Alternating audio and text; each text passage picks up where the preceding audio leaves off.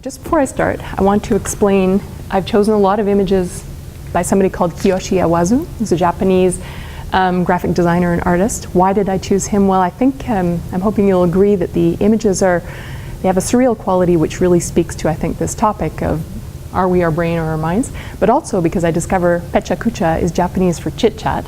It originated in Japan. And also because the experience of trying to boil this down into 6 minutes 40 seconds, which required me to remove all my usual hemming and hawing and caveats and qualifications and slow build-up of my point had to go, making me think, although you're asking right now, wait a minute, this is a slow build-up. But anyway, I assure you, once I get started, it will be gone. It made me think this experience was a little bit like a haiku. You know, it's pared down to the points. Now, I'm not claiming what you're going to hear is a haiku. It's going to have no particular evocative, refined, poetical quality, but I'm hoping it will be 6 minutes, 40 seconds. So this question I want to ask is, what are the consequences of looking to the brain rather than to the mind to find out about the essential properties of a person? So when I'm saying essential properties of a person, what I have in mind are things like memories, behavioral dispositions, personality traits. And one of the consequences of this I think is a shift in authority from a first-person perspective to a third-person perspective on knowing the essential properties of the person.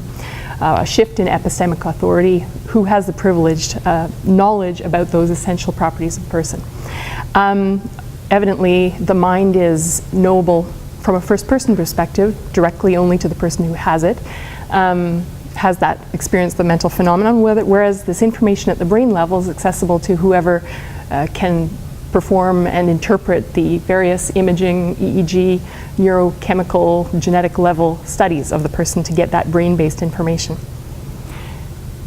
So what are the consequences of shifting or privileging one source of epistemic authority over another? And I think it may be that the first-person perspective gives way in terms of privileged authority to this third-person perspective. And what I'd like to suggest to you is this might have consequences both at the level of how we see ourselves, but at the level of how we see others. And I've chosen 3 examples, or I should call them hypotheses. I think I don't have any solid argument this is in fact so. I want to put them out there for you as suggested possible consequences, inspired by my reading of various cases and observation of the way the legal process works. So these are my 3, 2 dealing with our vision of ourself, self-trust and self-concept, and the other one, attitude to others. Starting with the first then, this question of this shift in epistemic authority from first person to third person to know about these essential properties of the person may induce increased self-doubt, particularly in consequences where there's high stakes competition over knowing these essential properties of the person, which generally doesn't happen in day-to-day life, but does happen in the legal context. The law is, par excellence, a site of conflict over epistemic authority, where there's very strong motivations to challenge first-person accounts of the self. Do we deliberately accept what a witness is saying? Do we reject it as deliberate deception? Do we reject it as honest but self-deceptive, delusional? These are questions that are asked, and there's great incentives to challenge that first-person report. A couple of examples to suggest what kind of effect this might have on people. I've been reading various accounts of what are called retractors of claims of recovered memories of childhood sexual abuse. This flows from the memory wars prevalent or discussed mostly in the 1990s, but one of these accounts of the experience of both having the recovered memory, then coming to retract that claim, was very interesting. Reading this, in this case, this woman's memoir, reveals a person who emerged from that experience with a distinctly skeptical approach to her own knowledge and belief claims, as well as those of others. The book is redolent with this kind of caution, this gingerly approach to knowledge. And in fact, the preface to the book writes, "This is the book of my experience, but it is only my own version of the truth." Which suggests to me this kind of self-doubt, which has become a significant component of the way this person experiences herself in the world.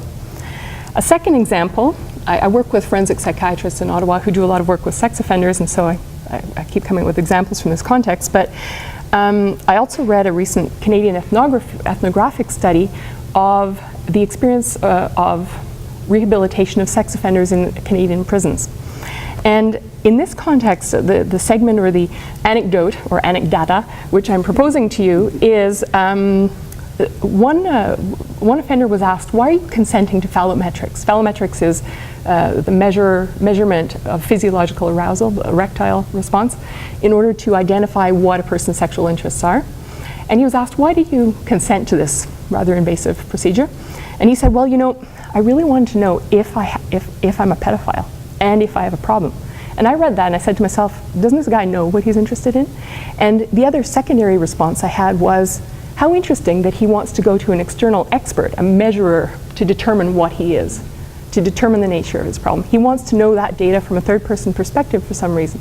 So this suggests to me a willingness, at least in certain contexts, and a preference to rely on those external measurers.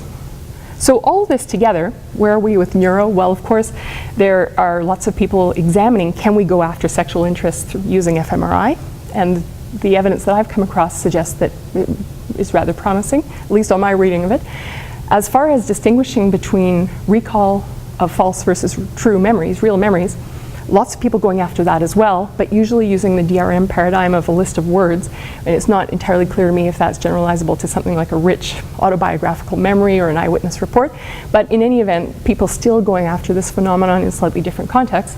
So what if we were to be able to examine these kinds of autobiographical memories and examine them for whether they're false or true as well? What might be the impact in terms of the level of epistemological self-reliance, self-doubt? So is this a good or bad thing? Who knows?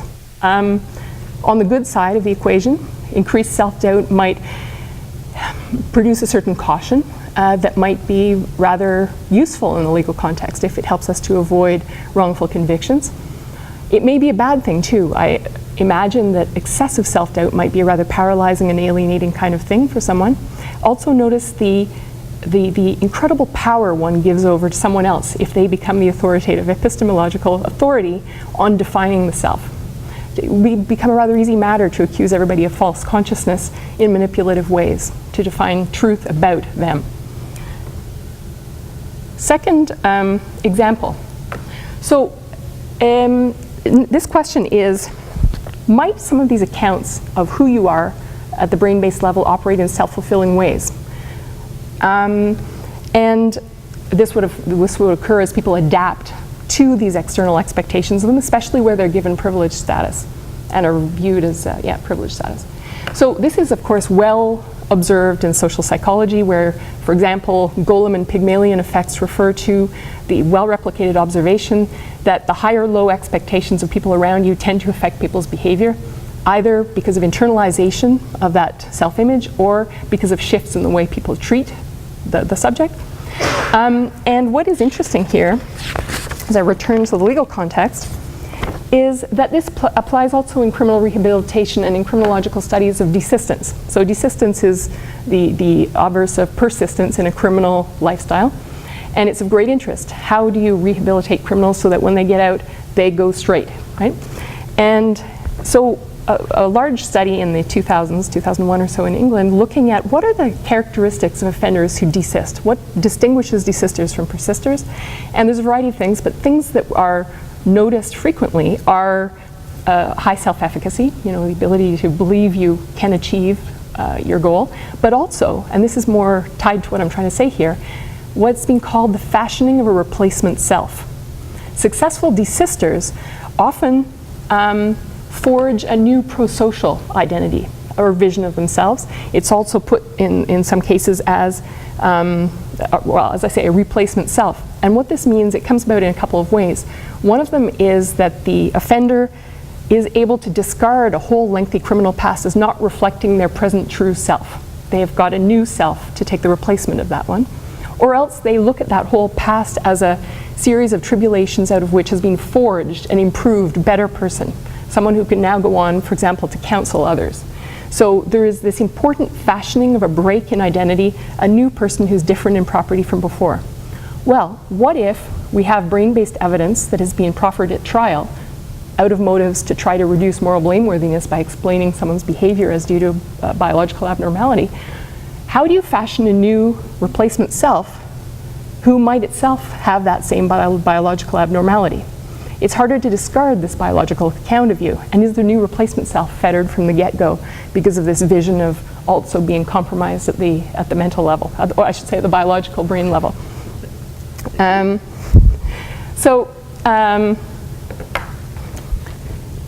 Will that replacement self also have that same criminal neurobiology, in other words? Well, we might get out of this kind of trap by just boosting the meme of neuroplasticity. So as lawyers, as we define or we defend our clients, this guy had a bad brain, it's not his fault, but listen, you can change that. You're not stuck forever with a bad brain. Perhaps that balance in messaging helps us to get out of that social psychological trap, which tries, in tragic irony, to defend someone and get them a good sentence while at the same time maybe condemning them to lack of success in rehabilitation. This might be our out. Third example, and here I'm launching bull in a china shop-ish into other people's, well, I've been doing that all along, frankly, but even more here into other people's disciplines, so please forgive me. One thing I think is very interesting here is this question of whether our focus on the brain, the level of the brain rather than the mind, is something that will cause us to lose sight of the personhood or agency of the person at the heart that we're gazing upon. And I'm brought to this question by my reading of Canadian criminal cases involving offenders with fetal alcohol spectrum disorder or brain damage due to prenatal alcohol exposure. Very commonly, and this is language imported from the social work, support work for this population, but very often judges and experts will refer to the need for an external brain. This person needs an external brain. If we let him out, he's got to have an external brain.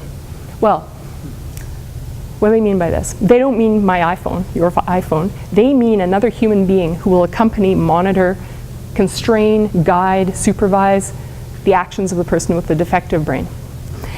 And so this language is interesting to me. We don't, in the extended mind thesis, talk about the extended brain. We don't talk about the extended brain functions. We talk about the extended mind. So the extended mind thesis, you know, evidently in my gross simplification here, refers to the idea that the mind extends beyond the skull, that we make use of resources in the environment to support our cognition, including other people. We may rely on people to finish our sentences, to help us remember parts of our own autobiography that we've forgotten or can't access. So the fact of using another person as part of your extended mind brain, whatever, is not something that diminishes the agency of the person with the extended mind. We don't conceive of the person whose mind is extended as somehow giving over agency to these other people that are part of their cognition. But when we look at it as a brain, when we talk about an external brain, notice where the agency lies. It's not with the FASD brain. It's with the external accompanying brain, the third party. The agency of the offender is erased, is gone. So what is the significance of the reason why we term it extended mind thesis versus external brain in this context? Does it reflect a sense that agency always travels with the mind? May well. But in addition to that, I think apart from what it might reflect about our own sense of what these words and things and phenomena mean, I think it also has consequences, real consequences, and that is that paternalism is extremely risky. When we think we're acting for the benefit of others, especially vulnerable others, it's awfully easy to lose sight of what we're doing exactly, because after all, it's for their benefit. The kind of constraints we'd put on ourselves where we're aware of doing morally questionable things, maybe for our own self-interest, fall away. We're doing good after all. So I think that when we view vulnerable people as brains rather than as minds, we are at increased risk of losing appropriate attention to the normative limits on our paternalistic handling of them. So 3 potential consequences of the brain focus versus the mind focus with some, let's call them hypotheses from the legal context.